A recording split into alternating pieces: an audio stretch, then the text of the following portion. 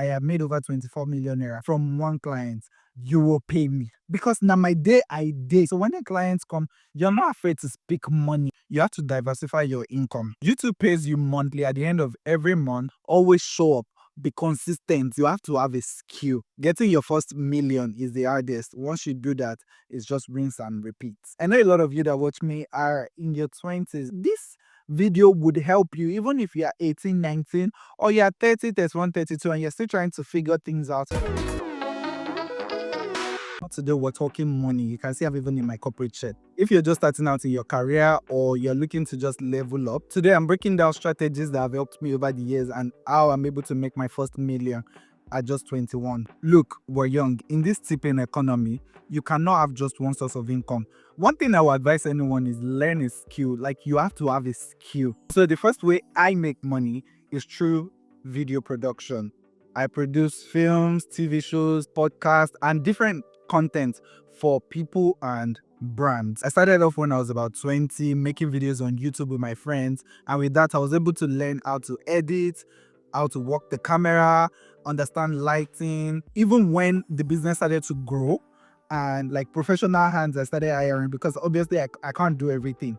So if somebody is editing, somebody is color grading, somebody is handling the sound, somebody else is shooting, I was learning from these professionals. So now, even if I can't do everything, I have knowledge across board of production. I can write, I can edit, I can shoot. Learning a skill is something that's changed my life entirely because at 21, I was already making over $1 million per month. I had a client that I signed a 2-year deal with, and they were paying me over $1 million per month. Now, just from one client across 2 years, I have made over 24 million naira, which is a lot of money, especially for somebody that young from one client. Now, think of other clients that come in here, there. So I'm able to confidently walk into a room and say, yo, this is me and this is what I can do for you. Learn a skill. And it doesn't have to be video production. It could be graphic design.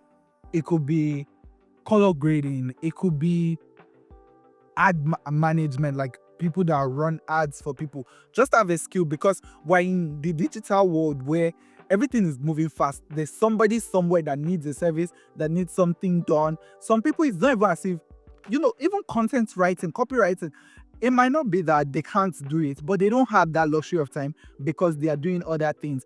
Same as me, I cannot necessarily shoot all my videos. I don't even shoot videos for people. I hire people that have the skill to shoot. I do know how to shoot, but I'm not going to shoot. I'm going to hire people that will do the shooting.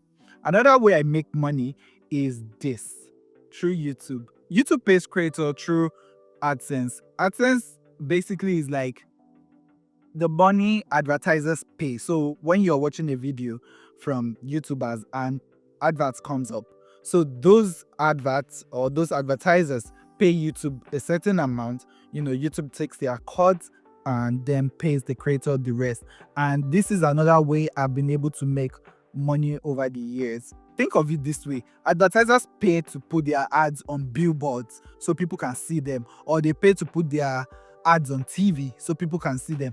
But here you are, people are watching you and they are trying to reach those people. So they are paying you to get across to your audience. If you get good views, the more chances of ads playing across your videos, meaning more money. Now, other things come to play like location, where your viewers are watching from. So for instance, if my viewers are watching from the UK or the US, those advertisers pay more than when my viewers are Nigerians. Those advertisers pay less.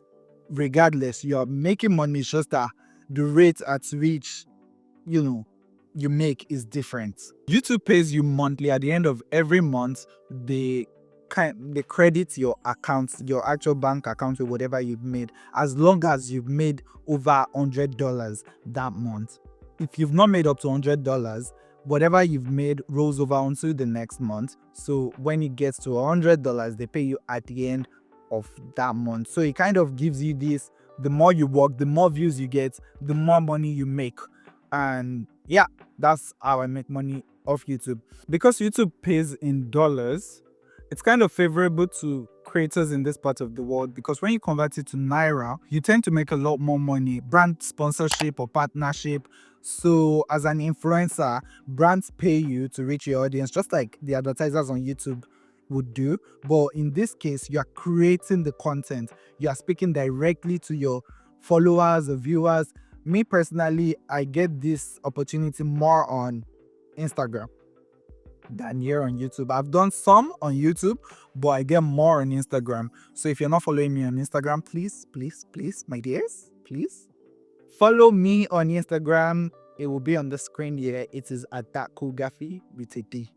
Brand influencing, this is where the money is. Sometimes this brand sponsorship or partnership comes with a lot of perks apart from money. So for me now, the first time I went to Ghana, a travel agency had reached out to me to fly me to Ghana so I can document and show you guys my experience, which I vlogged and posted on Instagram. You know, they paid for that trip. Sometimes it comes with free items. If a clothing brand wants you to showcase their clothes to your audience, chances that they will give you those clothes are very high. Or, you know, whatever products, the brand can decide to gift you some so that you have something to show your video. Now, this isn't in every case, sharp, especially if you're just starting out. A lot of brands might reach out to you in hopes that, okay, we're going to give you a product and they might not pay you. I strongly recommend this if you're just starting out.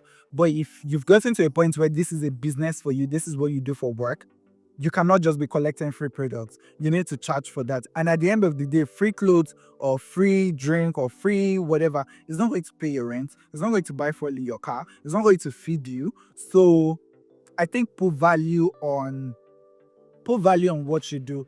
And filming this video now can take me about 1 hour to 2 hours. Then I move to edit. Editing can take about 5 hours to the whole day. Depends on what I'm editing, if it's a reel or it's a YouTube video.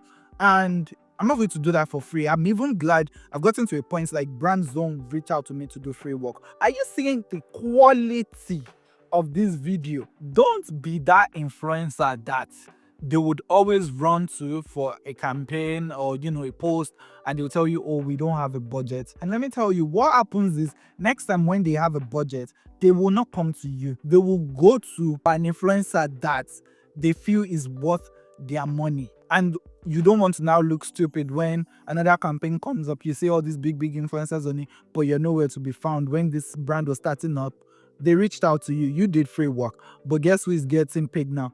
The other guys. So kind of know your worth and know if it's mutually beneficial to, you know, do an unpaid collab. So I have this agency that connects influencers and brands. So basically I help brands that want to do a campaign or that have a campaign in mind. They reach out to me with a brief and I kind of curate a list of influencers that kind of fit or will work for this campaign.